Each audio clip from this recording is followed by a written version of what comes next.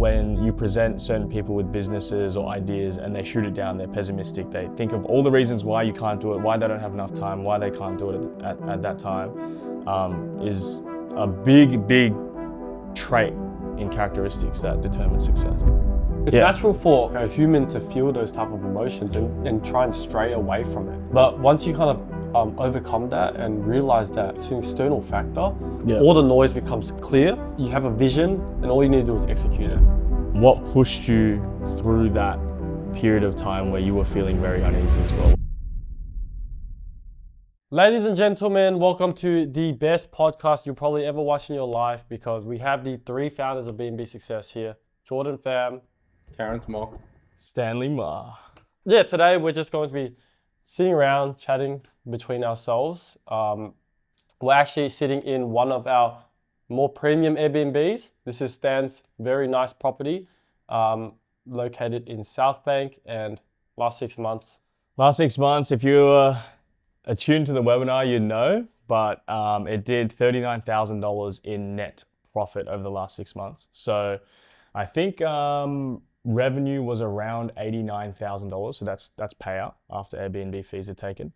So yeah, doing really well. And of course, you guys can see the view, but not only that, obviously a lot goes into it. So pricing strategies, managing your teams, making sure it's an efficient flywheel.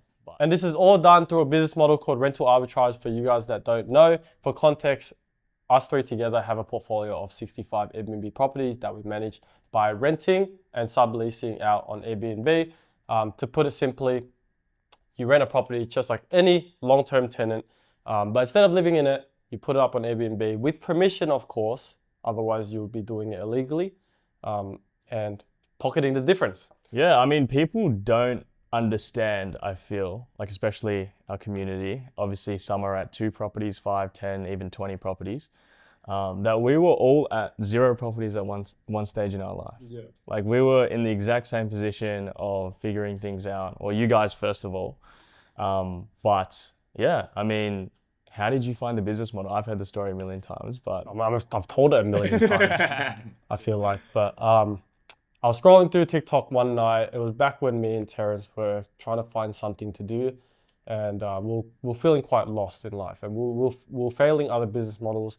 And then I was scrolling through TikTok one day, and coincidentally, I found a business model called rental arbitrage being done in America. And I took the idea and I called Terrence and said, this is what we have to do. We have to try this. Like, it looks so appealing to me. And how did you feel when he called you? What was that conversation like? Man, I heard the conviction in his voice because we're tossing out ideas. Our plan was to both come up with 5 ideas each, pick the best one, vending machines, like stuff like that, and all that. Amazon FBA. And then he called me the best one, and I was like, I thought we were just gonna meet up next week to do the list. He called me and was like, dude, let's just do it. And I was like, yeah, let's just do it. This is the one thing about Terrence as well, a bit of backstory.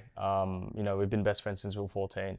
And I think one of the reasons why we're so successful and why we were so close is because he was always down to take advantage of any opportunities. Well, So this guy would hit me up and he's like, oh, there's some Snapchat automation thing going on where you like create videos and then you can make money from it. We should do this. Obviously he had a past in running a clothing brand as well. Right now, And many other businesses that we were in together. I remember when we were younger, we ran a business together. We tried to get, our other friends on and everything like that. UniChef.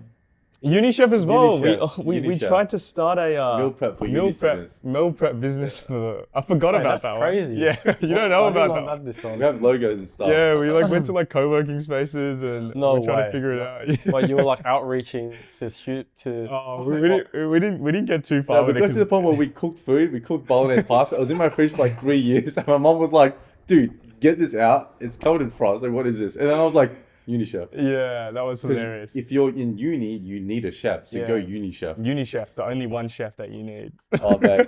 That's cooked. Yeah, it was bad. But it's like young people, but I think having that willingness or having that ambition, that optimism, more importantly as well, is what has brought us to our success. I feel like when you present certain people with businesses or ideas and they shoot it down, they're pessimistic. They think of all the reasons why you can't do it, why they don't have enough time, why they can't do it at that time, is a big trait in characteristics that determine success? Yeah, there's a lot to do with risk tolerance as well. Just like, especially when you're young and you have not many responsibilities. And a lot of us are in privileged positions where we're able to actually take action and not worry too much about the consequences later on, because we have some people to fall back on, such as our parents, for example.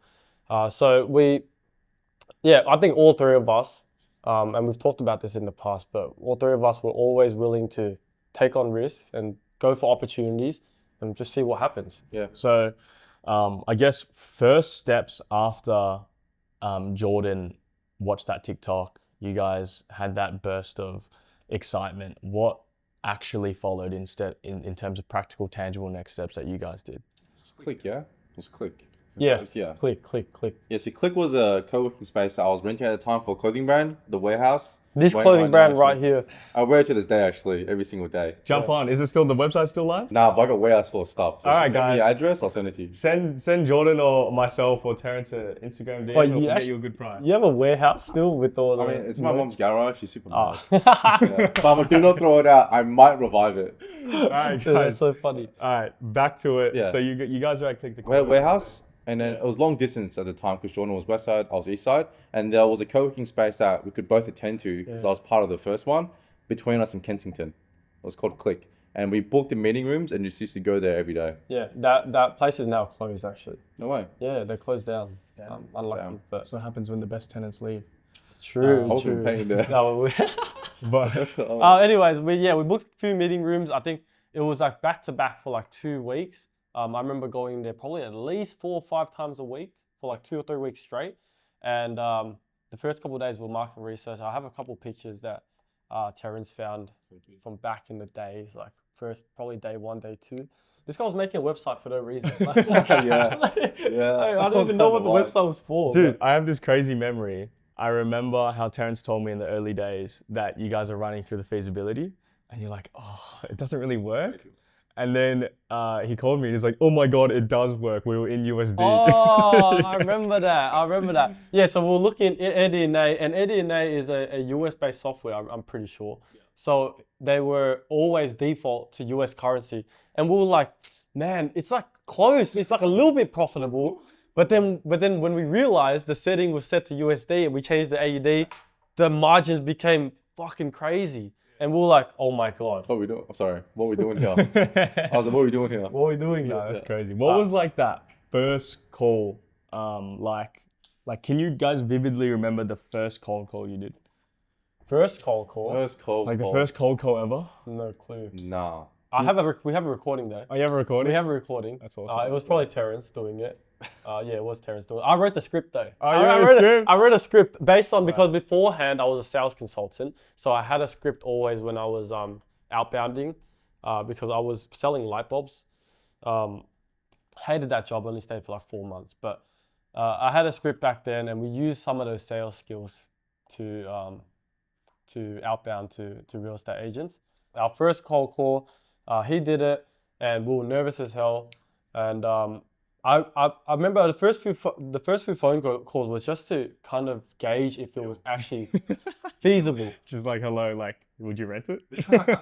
Would you rent it to us? And then when we actually the first few cold calls, I mean, we got no yeses for like 2 weeks, but we asked every single call agent if people did this, and people were doing this. We weren't the first ones at all. Now, it wasn't widely known. It wasn't marketed around on social media and things like that in Australia. But at least we knew that there were people behind the scenes doing this. And so we knew that it was doable. And then 3 weeks in, we picked up our first property from a Chinese agent. We had the recording for that one still. Yeah. We do. How was that experience? So Jordan's on the phone. I was doing a random voice recording. Just I didn't know that was gonna be the one.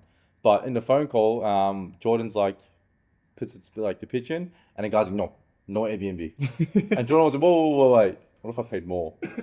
And the guy paused and is like, How much? how much? She was like, with like $10, $20 like more. Yeah. And he's like, okay. Okay. And that's how we landed. We have a call recording. I'll see if I can find it. And that's the first property that you guys had? Yeah, so First we made the property, call. 1 bedroom in South Bank or South Melbourne. It was like on the border. It was listed for $460 a week, but we snapped it up for $480 a week. Nice. And went to the inspection, made our first mistake by signing a commercial lease instead of residential. I remember that. That's the really good thing about my journey. So for a bit of context, obviously Terrence, my best friend since we were 14. Obviously I knew Jordan roughly as well through Terrence. But the thing is, these guys went through all the troubles, all the issues, and then me and Terrence would go to the gym, we'd hang out, and we'd just be talking business, and he would tell me every single pitfall that he made. So for example, right, this is such a small nuance or one example of this occurring. There's many others, like you guys getting your keys cut down by the council and then finding out the automated key collection area. Right. Like that is like months of turmoil for these guys, right? And then they had to figure something out after a month or two. And then that information comes straight to me. So when I set up my first property, it ran perfectly. So no, testament to you guys, and thank you very much. But just going back to that example as well, as soon as they signed the commercial lease, We paid 3 months of bond, which locked up a lot of money for us, so we couldn't really scale as fast as we wanted to. By the way, me and Terrence only started with an injection of $15,000 each. yeah, No other inputs in our whole business journey. within 2 years to 2.5 years, properties, 2.5. Such a healthy cash flow property, business model, sorry. But yeah, so examples like that, commercial lease, I saved potentially $6,000 off, my first bond, which is huge, a huge capital injection, would have slowed you guys down a lot as well. Obviously, the terms are quite different as well. I was very confident in my pitch and knew exactly that the lease structure or the residential lease that I knew that I needed to get. And that, I think, is a testament or a show of how high leverage having someone in your corner that's been through it and done it all, in my personal experience. Well, I guess I'm probably the first mentee, I would say. But I also want to ask you guys about the feeling of realizing that you guys are committing full time, or this could be something great. Because I feel like a lot of times in business, especially when you're young, you go through a lot of short motivational spurts of a business idea. You get cracking for a couple of weeks. We've been through it a lot, and I'm sure everyone has been through it a lot. And then it dies down and it goes away. Like, when did it feel like, what was the moment or the point in time where it felt like, oh, this just isn't like a short spur of motivation. This is actually working and I'm going to put all my effort and time into it. We considered doing new business ideas. And then we had started watching a course on Amazon FBA, fulfilled by Amazon, at one of our third apartment or something like that, third or fourth. And then when we were watching it, we were like, this is interesting, but like, Jordan was like, dude, the numbers for summer look pretty good. Let's just write it out. He specifically said, like, let's just write it out for summer, because by this point it was early December and we started in like July. So it was only 5 months in. We'd never been through like a full summer. And Jordan said, let's write it out and see how we go. We had like 4 properties or 5 properties starting that summer. And then come summer, like maybe late Jan, we were like, this is the one. Do you guys remember the figures that you roughly saw for you guys to have that that conviction of like, this is it? I think it was around 10K a month during summer. We'll make our first 10K a month. 10K a month. Profit. Yeah. 10K a month profit with 4 properties. And we're like, if we double it, we both get 10K per month. Right, that's the interesting thing with some business models where, for example, like Airbnb or like, I don't know, vending machines or something like that. It's always a fixed cost and it's always directly scalable. It's 1-to-1. Like if you get another unit, that's the same as the other one, you just make more money. Of course, what comes with it are operational costs and extra expenses needed to run the operation. But that's what I think personally as well is just beautiful. Like once you know how to do one, it's quite clear how much you'll get for another one and how much it costs and what the effort is. Yeah, 100%. I remember now, I had a blank for a moment, but I remember that period of time before summer when we were very hesitant because we had a situation where the building got flooded. That's why we had 4, not 5. Yes, we had 4, not 5. Well, we actually had 5 properties in our portfolio, but one of them was out of order because the apartment got flooded by one of our guests, right? And so through that situation, which was probably one of the most stressful period of our entire career or entire business journey, we were like exploring other business models, even though we were making money, even though we were somewhat enjoying building our business. We hit this rock and we hit this barrier because we felt like it wasn't worth it anymore due to the stress. But so in that moment, I remember feeling a really deep imposter syndrome. Like was too good to be true. Like the money was too good to be true, and it wasn't worth it. It wasn't worth all the hassle and the small problems that came our way. So at that time we're working to find another business model like Amazon FBA for And vending example. machines. We bought the vending machines back. Yeah. We started looking at places, and Jordan was like, "Oh, there's a few vending machines in the shopping center. We should do this one." Oh Yeah. yeah. I love that. I love that. Yeah, we were thinking about like the Japanese ones. Oh Yeah. yeah, I've Those seen ones those are around. They're crazy. printing. I think that would have still worked. Yeah, honestly, it side would of still hustle. But However, once we overcame that barrier and we realized like, you know what, we're just being stupid. We kind of just need to shift our mindset to be able to handle this stress, handle these small problems. That was when everything changed. That was when we no longer attached our emotions and our feelings to our actual business, and we were able to detach ourselves and just grow. And I remember having this conversation with you as well. Yes, When you were early on and you were calling us like saying, man, there's too many problems. I feel so stressed out. yeah, that's another thing as well. Obviously, having them in my corner because they've been through absolutely everything. When I was going through a really, really rough period, because in Airbnb, you'll have months where nothing happens and then fixed days where everything seems to fall apart. And you just start naturally talking yourself out and saying, you know, this isn't for me, or this is too hard to overcome. And, you know, this is I'm not happy sometimes during the business. But of course, every business and every situation in life is like that. It's natural. It's Yeah. natural for like a human to feel those type of emotions and try and stray away from it. But once you kind of overcome that and realize that it's an external factor that you should be able to handle internally, then it doesn't matter. Like all the noise becomes clear, and you have a vision, and all you need to do is execute it. Yeah. It was one night actually. I remember Jordan called me. Like he used to call me like we used to call like late at night because the stuff going like, oh dude, the sink's like clogged, like oh, dude, it's so bad. And one night he called and he was like he couldn't handle the stress. And then by the end of the call, he had got it across to me that like it was important that we both needed to do like the part that we needed, which was remove the emotion from the decisions and obviously what happens. And that call I still remember really well because Jordan was like full serious, like we need to detach ourselves like emotionally. I remember that Because it was call. stressing us out, man. Like the smallest things probably happen like twice a day now.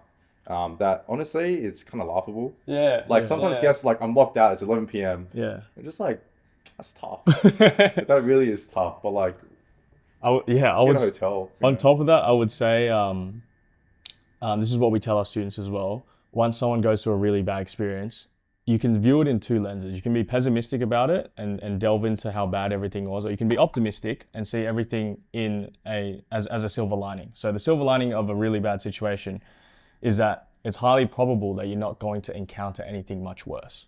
So you've already hit or experienced maximum pain, and you understand, okay, I could get through this, so I can get through anything else. So it's actually a blessing in disguise. I think the other thing is that once you experience that problem, you know how to handle it for the future. Exactly. And so you become stronger and stronger with every problem that comes your way, Exactly. right? And once we learn how to detach ourselves and our emotions from the actual business, that's when we started just like putting ourselves back in control. Yeah. And once you have that perspective shift where you only handle things that you can control, that's when everything changes. Like it becomes much more clear what you need to do. I think it's interesting how like it's at the end of the day, if you were to have a bird's eye perspective, you know, we're just, you know, moving around, but it's the only thing that differentiates anything or like the growth of your business as well is largely due to what happens in your mind and how you foster that. Like exactly how you had that call and talked about, you know, okay, this is the problem, I'm feeling this way and I need to separate my emotions from this business. Would you guys agree that that's the biggest factor from 90% of the people that start a business and stop, and then the people that continue, because I feel like you guys were really tested at that point, and you guys could have became part of the 90%, but you guys rose and Definitely, rose to the definitely. occasion, right? 100%. There were so many times where we could have stopped and, gone back to our old life and just like gave up. But because we pushed through, because we went through every single issue, went through every single problem, we are where we are today. And that doesn't mean that we haven't stopped growing. Every day we still learn a new thing. Every day we still grow. And the best thing is every day that we encounter a new issue is another lesson in our mind, another, I guess, obstacle that we've overcome to be able to train our mind to handle tougher things. It's like training your body to lift heavier weights. You have to train your mind to go through more stress to then take on new opportunities as well. Yeah, spot on. But what would you say, Terrence, in terms of what pushed you through that period of time where you were feeling very uneasy as well? Was it the fact that you knew you had Jordan in it with you? Was it the fact that... I think having someone to lean on, huge. Doesn't even have to be a business partner. Just having some sort of like support in your life as a whole to confide in when you're going through stuff is really important. I mean, I had Jordan in both ways, and I had you as well, where I could lean on you guys, not even for like business support, but just like support. Because like, your mental is like compiled a whole bunch of things, like the way you operate your work, your personal life, your relationships, your friends. If you like in one area, it's going to affect everything else. So if you're strong in like your relationships, your friends, your family, your business will like naturally grow with it. So having you guys to lean on for business and non-business stuff, crucial. I think that's definitely something that a lot of people overlook. Like having companionship, having support and a community around you is just a game changer. Like it will keep you accountable. You can lean on them for support, and it will just make business not only easier, but more enjoyable at the same time. And also as well, adding on that, just more competitive. Like this is what I don't understand about entrepreneurship. People that choose to do it alone. So I'm not talking about, obviously you can venture into business alone or with a partner, but the people that don't find a community or don't find a circle, there's nothing really pushing you but yourself. And honestly speaking, I know a lot of entrepreneurs and people driving Lambos talk about how, you just need yourself and whatnot. Well, the truth of the fact is having people surrounded with you that are on the same journey, that are also trying to make it, and they're posting their wins and things like that, it pushes you, it fuels you, and it's a healthy competition. It makes you better. Like I feel like in our first business we had a very healthy competition as well, where me and Terrence ran an online business, and it was our first one, and whoever made more money that week had to buy dinner. So of course I had a feeling, whenever he made more, I had a feeling of like, we gotta eat tonight. I had like the first feeling was like, oh man, he made more than me. It's natural, it's human to have that emotion of like, oh, we're doing the same thing. He made more than me. He was better than me this week. I think it's a bit tied to ego, but at the end of the day, we're still very good friends. We're still both making money, and then I got a free dinner. It's a win-win. It's a win-win. Yeah. But for you guys that don't know, of course, we're talking about B&B Success's community. Yes. Great community. We have people meeting up like and becoming friends with each other, furnishing properties together. Yeah. It's crazy because these guys are in separate businesses, but they're working together. Yeah. But that type of support and community guidance around you is really important. Yeah. The power of bringing people together on the same mission and seeing what eventuates organically from that whole relationship I think it exceeded our expectation. Yeah. I think the turning point was in the WhatsApp. Yeah, early on. When the community was self-thriving. It was crazy. It was like watching like a microorganism just like flourish. So we started on WhatsApp, if you guys didn't know, and we had like 10, 15 chats, and we had a big chat with everyone. And one day, like we used to prompt the community and say things to get it going. And one day what happened was they just started messaging each other. And then we realized this community is actually lit. And Nancy and Dominic, I remember they're one of our earliest students. Shout out to Nancy and Dominic, guys, if you guys are watching this. But I remember they met up for coffee one-on-one. And I was like, wow, that's crazy. I forgot about that one. Yeah. But yeah, no, it's come such a long way now. But hey, that was probably, a year and a half into our business journey? Yeah, more than a year ago. Yeah, for sure. Year and a half. Yeah, year and a half into our business Yeah. journey. Yeah. Was when we started B&B Success. But we were at like 15 properties at the time, doing good. And then I started posting videos on social media, and it became this whole thing. Absolutely no agenda. Yeah. Yeah. No agenda. No agenda. But And then for fun. tell me a bit about both of your mindsets in terms of when we moved out. So a bit of context, Jordan's referring to when us three moved out to a penthouse. That's when I stopped my full-time job.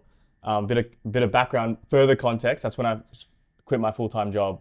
I was fortunate enough to see the proof of concept, and I was like, I do not want to do this for the rest of my life. There's no chance that I'm going to do this for the rest of my life. I could see my future. And I made the executive decision to leave and just go all in, just like these guys. And it gave me the confidence to. Like, I don't think I would have been able to do it without you guys or have that confidence. But in terms of when we moved out, you guys were scaling very, very hard. Like, you guys picked up first of all, how many properties did you pick up during that time span of like 3 months? And then also, what was your mindset going into it? Was it just, let's just grow it and see where we go? Or was there a goal or a specific outcome you guys wanted? When we went into the summer, I remember being at around 14 to 15 properties.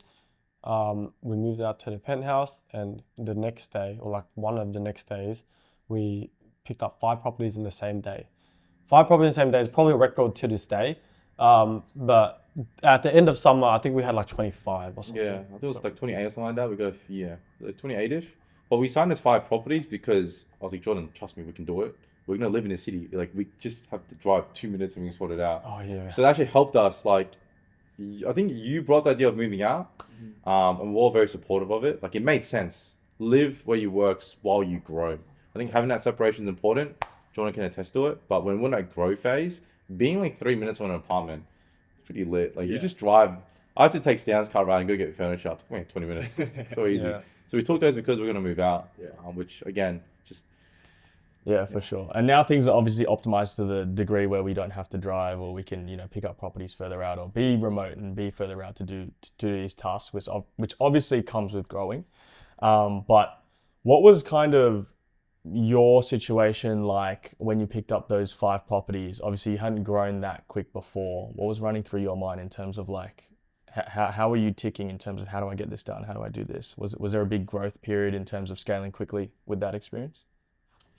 Let's see. So we signed we got the approvals in a lounge and apartment. I think in that situation, I think we instantly just started thinking, how do we get this done? What do we need to do to get these 5 apartments up ASAP? I don't think we were too stressed. Okay. There was no stress behind it. It was just more like figuring out the puzzle of how we can get everything to order, where do we order things, what comes furnished. Figuring out a solution rather than thinking about the situation, I think helped us just get through a lot of things. For us, it was not. We already passed the point of proof of concept. Like, we had 15 properties at this point. We already knew this business model worked, and we knew that this is what we wanted to do. So we just went all in. And at that time, we picked up those 5 properties not because we were like, let's do this, like let's take this in for real, because we already passed that point. But it was more like, this is what we need to do to reach this level. Okay. So that's why we grew as fast as we did, because we had full certainty in our ability and our skills to be able to grow and maintain that level as well. So where does that come from in terms of like getting 5 properties on one day, which is something that you guys probably hadn't done? Like, you guys obviously probably picked up a few properties each month or had a bit of leeway, but 5 properties in one day and having the lease start dates, start to tick after a certain time. How did you guys adapt so quickly, and why do you feel like you were able to adapt so successfully to that such a rush in such a short time? I think we just split the roles up real quick. Yeah, we looked at each apartment. Actually, funny side story. One of them we didn't expect.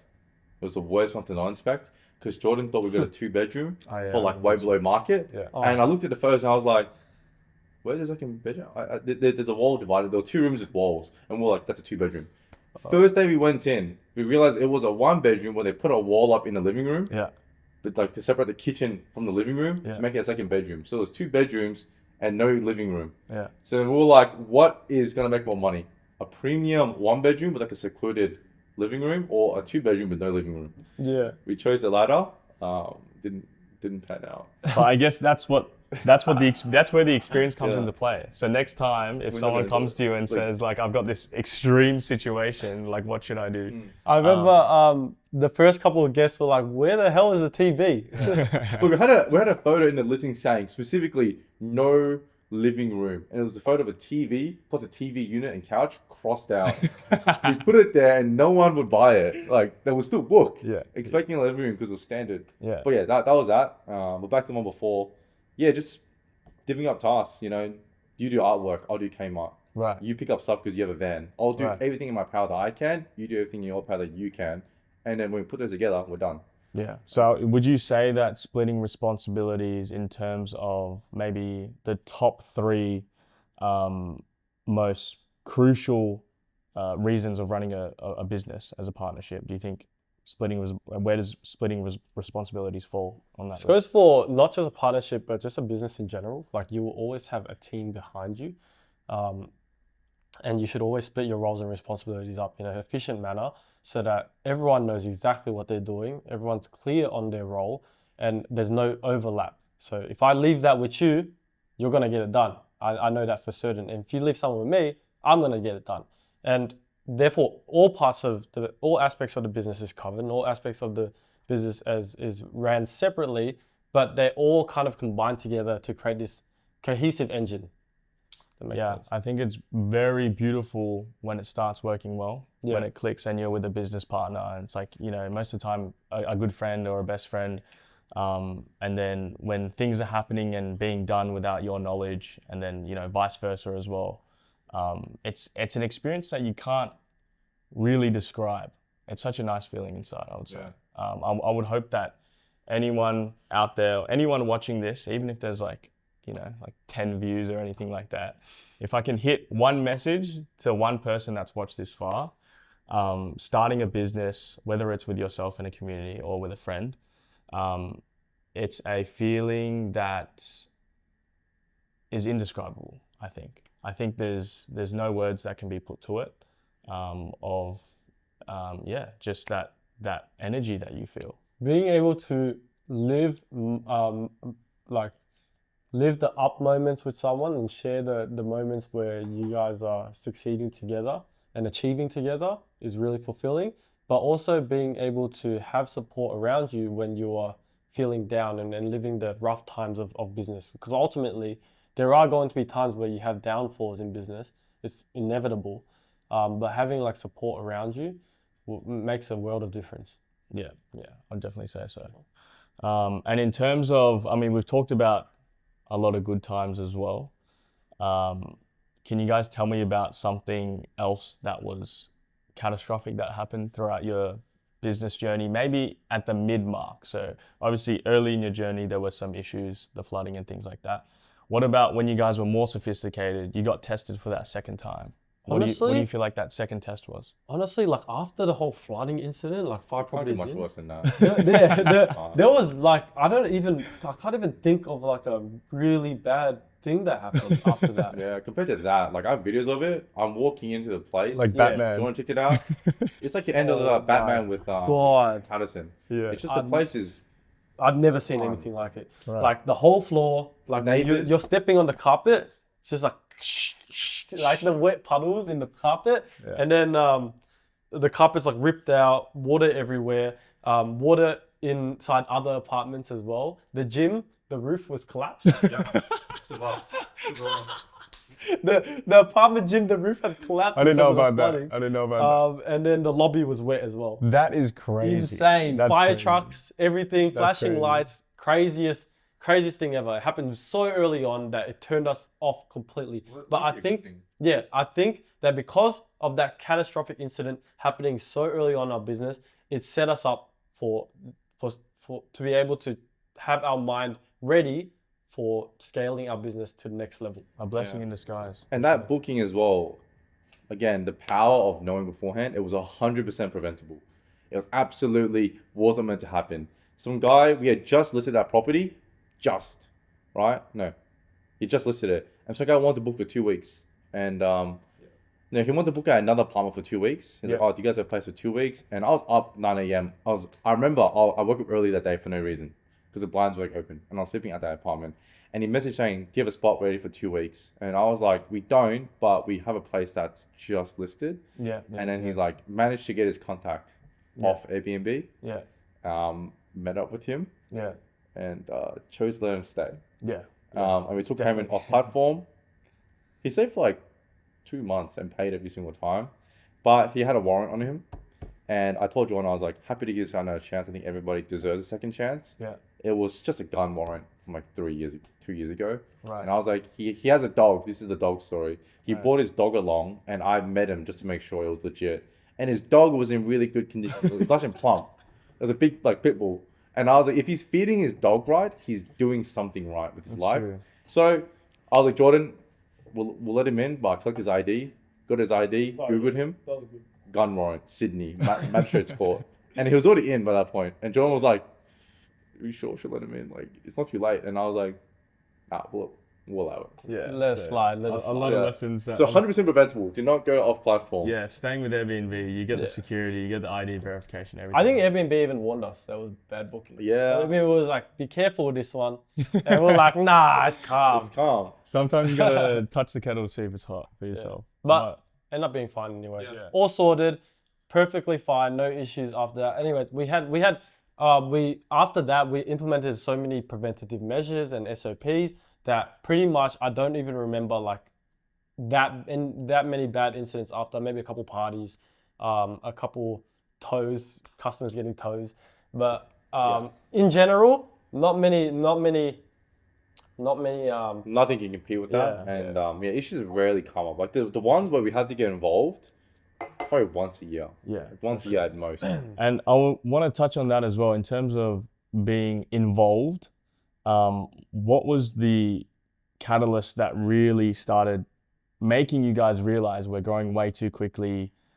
We can't be stuck in the same roles that took us from 0 to 15 properties. And then obviously from that, I'm sure your mind's expanded to see what else you could delegate. But what was the first major task that took up so much of your time that you decided to delegate? Cleaning has to be that. Cleaning 3 properties in. And the VAs. So here's how our whole automation journey worked. Okay, 3 properties in, we were cleaning ourselves, me and Terrence, splitting up apartments, and we were just cleaning and doing all the turnovers. That took up way too much time. And at the same time, we're picking up properties, furnishing them, setting them up, calling agents, and designing apartments as well. So that took up too much time. So we're like, this is time to get cleaners. I remember Terrence was against the idea because he wanted to protect margins, which is fair. But I offered the perspective that it was like necessary to pick up more units, and then he was on board. So once we got cleaners, then we were able to scale up all the way to 15 properties while I was handling all guest messages. And so I was taking calls, like I remember in the penthouse, I was been working up at like 7 a.m., like even 3 a.m. and people were just calling me. Some guy was like, yeah, I missed my check-in time. Help me, please. And I was like, nah. You gotta chill. You gotta deal with it. You gotta deal with it. But I had enough of that. So How many properties was that? 15. 15. And you're getting woken up at 7 a.m. and then that was the next big automation that you guys made or delegation that you made. 100%. And then what were you feeling in that moment? Was it just like overwhelming, just like, I'm not doing this anymore? Yeah, I was over it. It was absolutely over it. He's come out of his room like, bro, someone called me at 6 a.m. for nothing. You're checking in 2 weeks. Yeah. And then, That was cool. People, boy, guests call for no reason at all. They be calling me 2 weeks before their check-in, and we'll be like, hey, are you gonna send the check-in instructions? Yeah, it's like, oh, like any cafes? Yeah, can you recommend? It's like, bro. I used to get those as well. But I would say like, talk to me about those days when you woke up, you had that call. Because I remember this, I was living with them. Obviously I was running my new company and growing that every day and seeing these guys for a few hours a day, and then they were doing their thing. I wasn't always in the loop of what they were doing. But in terms of that process, waking up, and then Jordan acts really quick. This is the thing with him. I think he's very good at it now. He's probably obviously as old as he is now, in the present moment. He's very, very good at delegating and finding the right people to do the right things. In terms of that whole process, he moved really, really quickly, right? What was that process like hiring the VA? How many interviews did you do? Where did you find him? And how quickly was that process onboarded? Yeah, so I made the decision basically New Year's Eve, 2024, of hiring VA. On New Year's Day, I took 4 interviews, and I chose 2 to shortlist, and then eventually I just narrowed down to 1 person, and I hired them in the next 2 days of conducting. So when I started searching, it took me 3 days to hire the virtual assistant, and I gave them, we trained them, gave them all the SOPs, and they were able to cover all 15 properties, completely hands-off guest messaging, guest calls, and I felt free again. Yeah. What did that feel like? Like, what did that feel like in terms of like not having those calls, and then what kind of sparked you to use your time for other things? Like, what did you feel like you then used your time for? Well, I was able to really focus on scaling after that. So I think what was great about being able to be off guest messaging and communication was that I was able to, one, focus on calling agents and picking up new properties, which is actually, that then was when we picked up 5 new properties in the same day. And then 2, I was able to optimize other aspects of the business as well, because I was able to focus my attention on our systems and processes and make our business better overall. I do remember that as well. Yeah. And then let's talk about, maybe give a shout out to Mr. Patel. I think on your side of things, obviously you were more involved in the apartment setup, QCing that, overseeing that whole operation. Was it that kind of last bed frame that you built where you were like, we need to hire people? I mean, honestly, like, I actually kind of enjoyed it. I have a lot of photos of me building bed frames and like naked, like shirt off in the mirror. I have a lot of photos like that. But then I think once things really started piling up and seeing Jordan obviously do more productive things with his time, great insight. I was like, yeah, it can't be like this forever. It just can't be. Like, as much as fun as it is to furnish stuff and go shopping together and building things together, like, I have so many like time lapses of us building stuff. I just eventually realized like it shouldn't be worth your time. You know, especially when you're trying to grow the business, like your time can be spent on better things that will generate more money rather than just trying to save $300. Yeah. Just hire a laborer. Yeah. So we have like 3 or 4 who always wait for jobs. Yeah. Yeah. So, Yash is one of the best ones, isn't he? Yash is by far, if you guys need a building person in Melbourne, I can recommend Yash. I think he's sick of it. I think he's over If you need a builder in Melbourne, hit one of us up. His name is Josh. Josh is really good. Yeah. That's great. That's great. But yeah, I think a lot of business owners are really scared about protecting their margins, or they're really anal about it. And to be fair, we were as well. And we always wanted to have the highest profit margin possible. And that's how you kind of gauge profitability in a business. But I think it goes more than that, where I think it's okay to sacrifice margins sometimes, as long as you're making revenue, as long as you're increasing your revenue in the long run. And that's our whole aspect on growing and scaling our business, was to sacrifice margin here and there.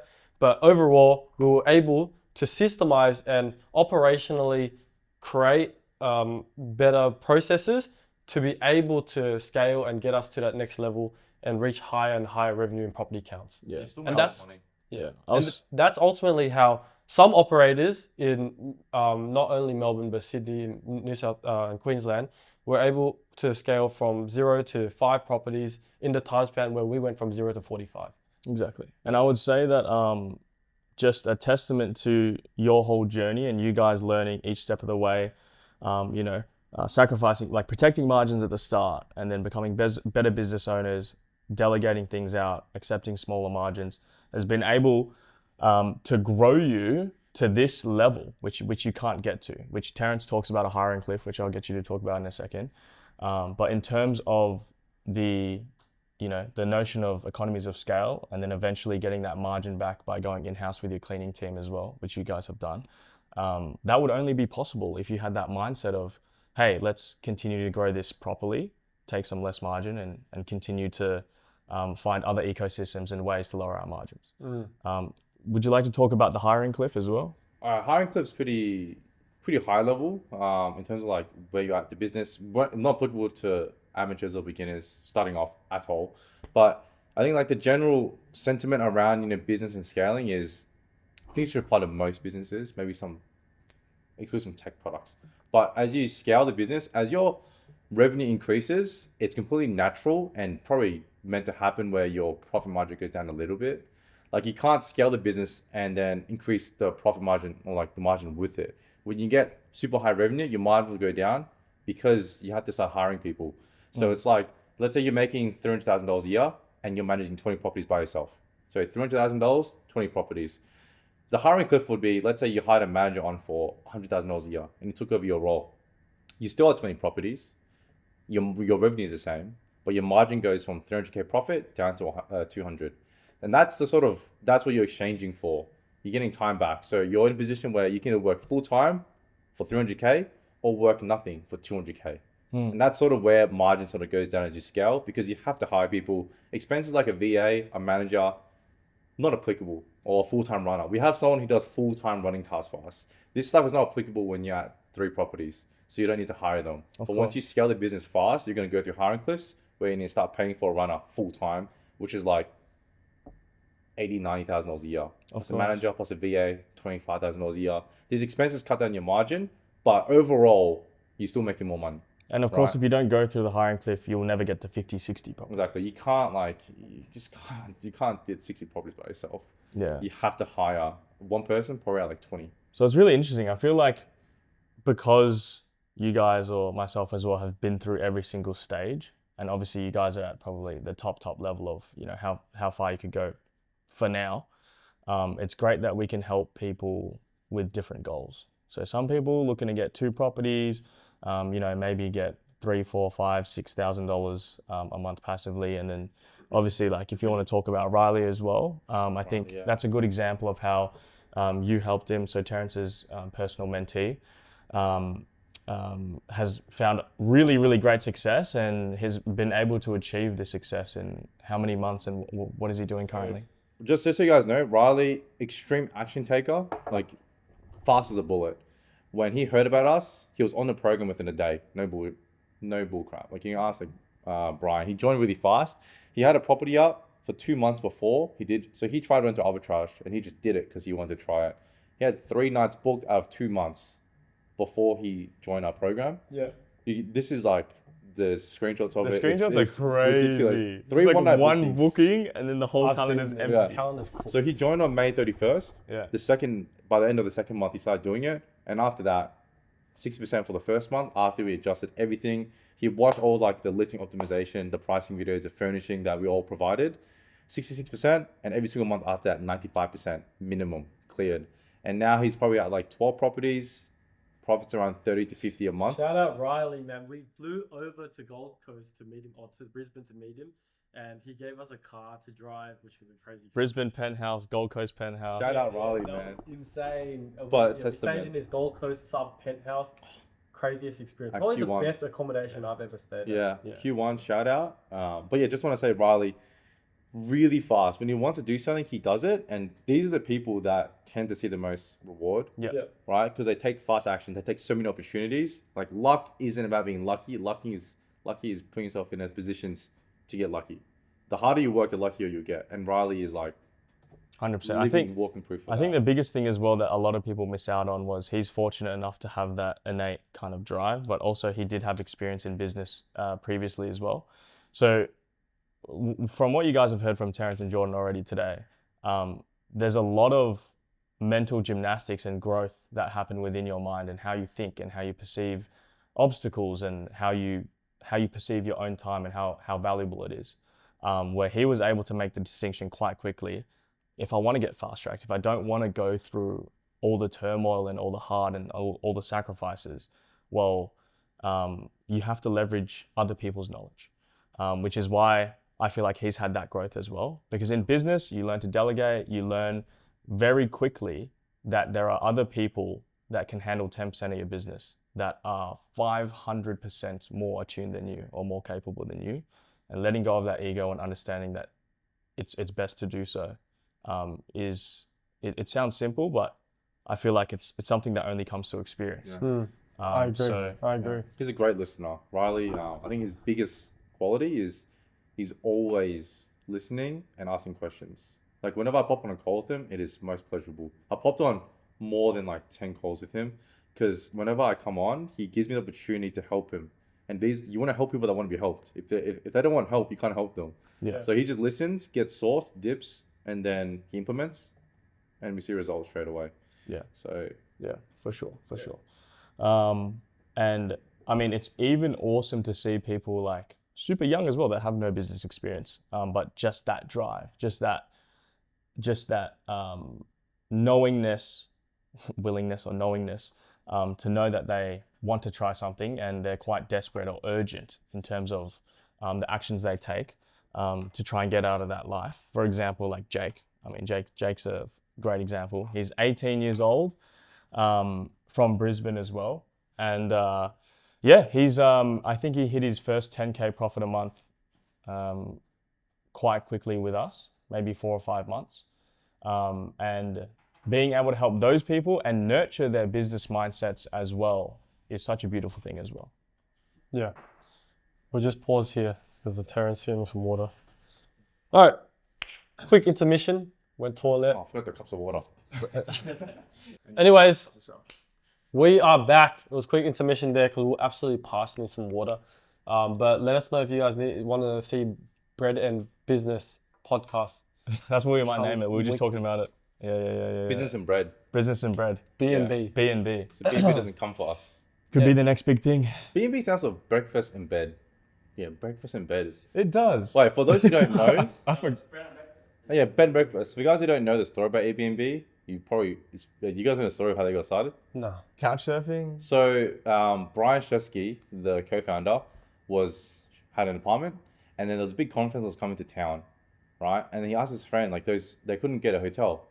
They actually couldn't. So what he did was he started renting out just legit a couch in his apartment, and he realized people who would come to the conference paid a fair bit to stay at his place. So then he asked his friends, like, dude, let's let these conference people stay at our place, and let's charge them like $200 a night. Hold on. Did he own the apartment? Nope.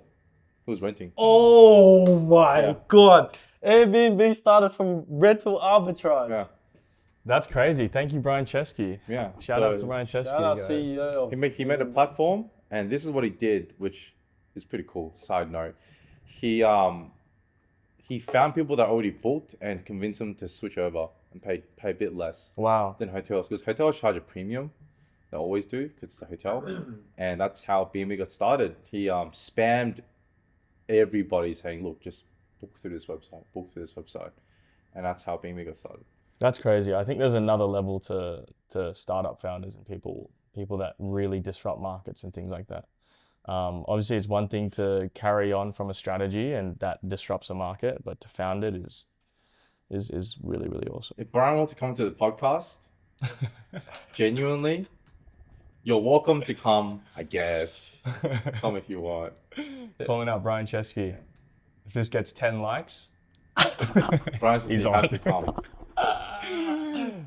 aside from work, what do you feel like you've enjoyed being a business owner, and in terms of, you know, being able to wake up when you want and do what you like and everything like that? It's funny you ask that because I've actually gone through a perspective shift recently where I feel like I want to prioritize life experiences and memories and growing as a person rather than just focusing on like materialistic things like even money, revenue goals and things like that. That's how you know you made it, by the way, anyway. And the reason why is because I feel like, I mean, we're at the point now, the scale of our business, where we kind of have enough money to live an ideal life at our age, our current age. That's just for where we are right now. 23, right? By the way.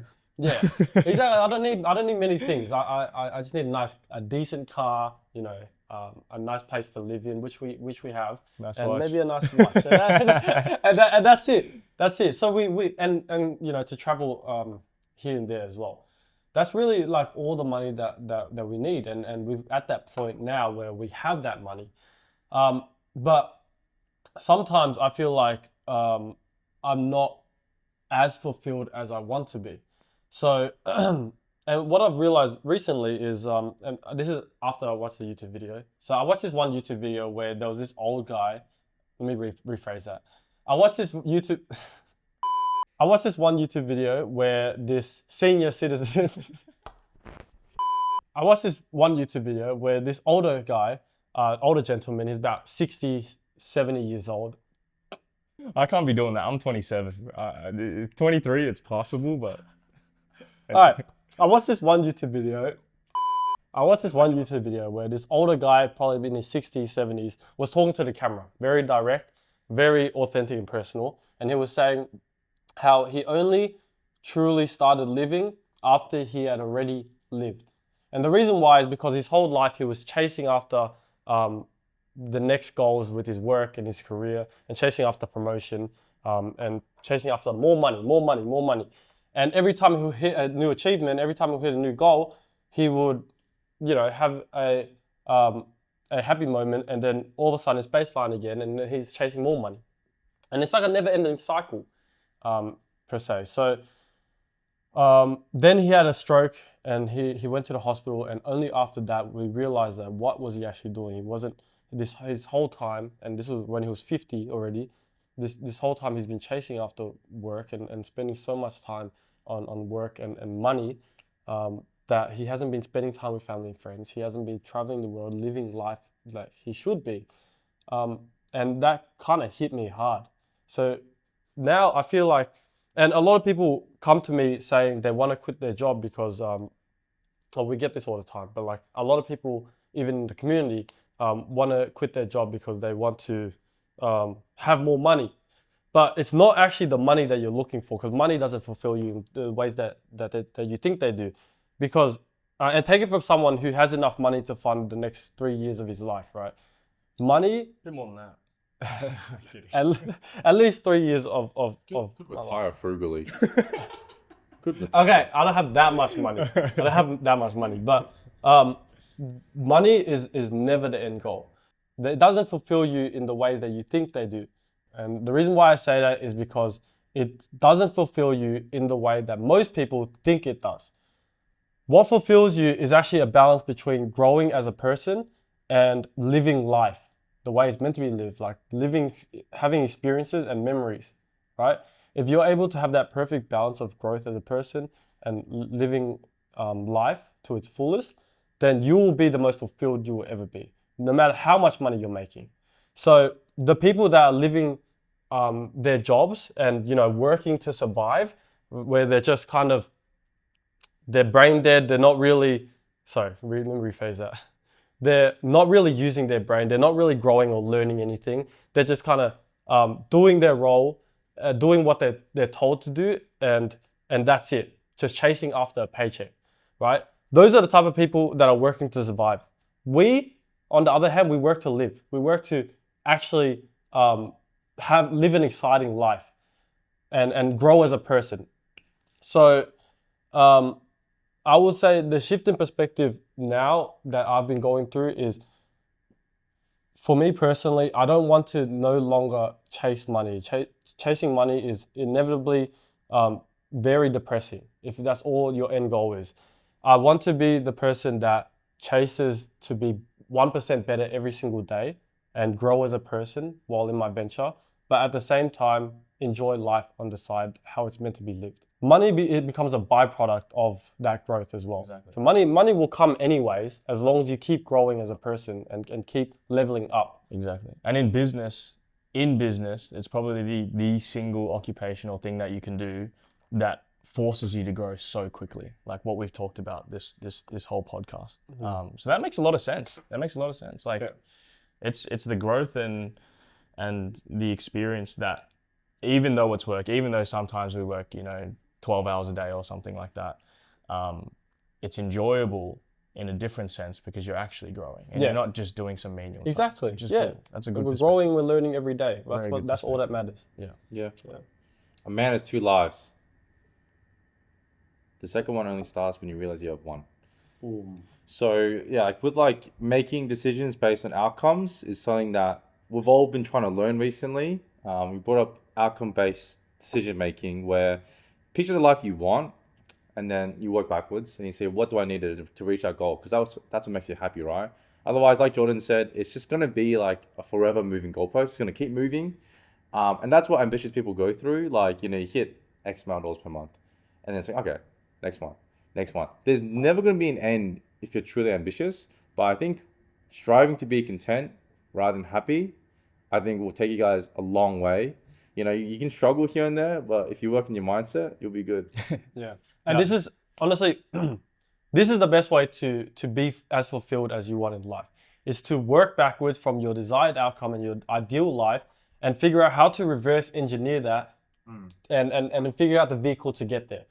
Because after you have that number, so this is how you do it, all right? So you would list out your ideal life, what that house costs, how much you need paying mortgages, how much equity and cash flow you need, then your ideal car and any other assets, any other toys and vehicles that you might want, your travel expenses per year. So let's say you want to take 2 trips a year, you want a budget of $10K each, $20,000, right? Then you figure out that number and obviously all your living expenses as well. After all that, you'll figure out that number and you're going to realize that that number is way smaller than you think it is. Because not everyone wants that flashy Lamborghini, not everyone wants that private jet, not everyone wants flashy watches and a flashy lifestyle. Some people just want to travel like once or twice a year. And that's what their ideal life is. So that number is going to be way smaller than you think it is. And once you have that number in mind, then the everything becomes much clearer because all the smoke, all the clouds, the smoke and mirrors are gone. You will no longer compare yourself to people on social media that are having these flashy lifestyles, and you can actually work towards your specific goal and your specific destination and be content with that, right? And that doesn't mean to cap yourself there. That's just like a number to have so that you're able to feel content with where you're at, because otherwise you'll be chasing a dead-end cycle where you're just chasing nothing, pretty much. You're chasing absolutely nothing, like most people are. But if you have that ideal life, that number that you want to reach, then you're able to just focus on growing and living life while being able to be content with the fact that you are on the right track. Yeah, 100%. I think that area, we can all attest to this, all three of us, especially those on the come up and those working right now in their businesses. I feel very strong in this. I'm sure you guys maybe aren't as strong as me, but I have neglected a big part of that. I mean, my passport was expired for ages. I didn't renew it because I was like, I'm not going to travel. What's the point of traveling? Like, if I leave for 2 weeks, things may go to shizzles. And I was like, if I don't get a passport, I'm forced to not travel and forced to work. But in hindsight, one, I took my passport anyways. But two, that mindset was pretty bad because I got my passport 3 days before we went traveling. Yeah. Do it again every single day of the month. Like, it was really fun. And I came back so happy. And it was just like, I was like, what was I doing for the past 2 years and not traveling? Just for a bit of context there, Terrence has not left the country aside from the past 3 months. 10 years. In 10 years. And the last place you went to was China, where your extended family lives. Myself and Jordan have been traveling a little bit with friends, but I think Terrence is a little hard on himself, and he feels like he needs to really hit these high goalposts to be content within himself, which of course I think he's grown a lot, and he's hit those goals as well. Where he feels like, correct me if I'm wrong, maybe I'm getting a bit too deep, but in terms of like punishing himself or making sure that it all works out for him to deserve these things, right? And then we had the luxury of going to Bali with some of our internal team, and we went for like 5 days, 6 days. Went to Jakarta as well. Yeah, Jakarta as well. And then Terrence comes back and he's like, I can't believe I haven't been traveling. Yeah. So silly. I don't know what I was thinking. Like genuinely, just like psychotic behavior. Like I'm not gonna leave this country. I'm trapped here forever. Like I'd get on a flight tomorrow to Sydney. Yeah. I don't care. I'll fly I'd love anywhere. to go to I'll go to Sydney. America right now. Like because everything's cool. Yeah. Like our minds are like my mind is clean. Whereas like if we leave for like a couple of weeks, it's totally fine. Leave for a few months. Leave forever. Calm. That being said, right, I know this one guy that I met recently. I think he'll know who I'm talking about if he watches this. But this guy, very young guy, very successful at a young age, went to go traveling literally indefinitely, like 3 years. 3 years in a row, he didn't come back to Australia.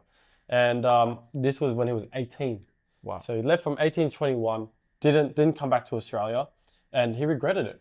The reason why is because he went for all life experience, and he had this business on the side generating him income, but he wasn't really working on it. Like he never really improved it or anything. It was just there and it was making him money. But the reason why he felt like he wasted the last 3 years of his life, even though a lot of people look up to what he did and wish they had that for themselves, was because he didn't grow at all in the last 3 years. So that's why I say you need to have the best balance of growth and life experience, because otherwise if you just have all of one and none of the other, then you're not going to feel fulfilled at the end of the day. You need to always be constantly growing and nurturing yourself and honing your skills whilst also enjoying life. 100%. And I guess just like touching on, obviously being able to travel whenever we like and things like that, obviously is a perk that comes with running a business. What is the biggest things for you guys in terms of the thing you value the highest, or the perk that you get from running a business? What's the best perk in your opinion? The best aspect of running a business is the fact that you are building something that's your own and you're growing every day from it. And you're learning new things, you're connecting with new people, and you're getting 1% better every single day. I think that is the best part of being in business in general.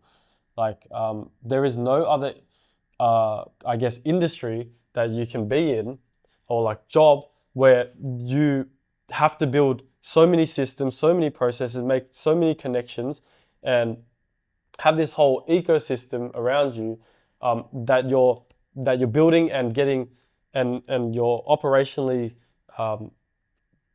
bettering, optimizing. You're operationally optimizing every aspect of your business. So it feels like you're building this engine, like almost like you're building like a car or something, a vehicle that will generate you income. But of course, the income part, the money part isn't the thing that actually fulfills you, as I said before. Deep. What would you say? Man, still a good question. I think there's so many things that are fulfilling and rewarding. I think personally, I love to really think like Jordan, thinking like spare offices, there's empty offices. I just want to sit in there and think. I think brain tickling. And back to the example Jordan said about the vehicle, like you can do 99% of it, but once you put the last instrument in, it starts working. Like seeing a business be sentient and moving and breathing, not literally, but like operating on its own, it feels like we're in like a terrarium where like we can look in and everything's just running by itself, like a whole ecosystem happening. That is like, I read some through like the chats from the team, they're talking to themselves. It's crazy. It's crazy like that we can actually create so many jobs for people. Everyone's happy, everyone's fulfilled in their specific roles because like that's what they want. And going home and reading through the messages from the entire day is like, all this was done cooperatively, productively, and without any of our say. And seeing that stuff and then feeling the motivation to go in and be like, okay, this is what happened today. What can I improve internally to make sure this doesn't happen again? Or how can I reward the team? That about business. I mean, our VA can get tips now. We created a tipping system for the VA and she's so happy. Probably won't get any tips, but being able to implement change and seeing results, It's like that sense of accomplishment. is like really nice. Like that feeling is like getting to an ice bath. Yeah, that's awesome. That's awesome. I kind of lost track about the question midway though. No, that's that a was perfect answer. That's a beautiful. What would you say? What would you say? I would say personally, definitely the growth aspect. I would say it's something that I only kind of literally just considered. I think it does make me feel very fulfilled. But honestly, I would say it's this specific business is just spending every day with you guys.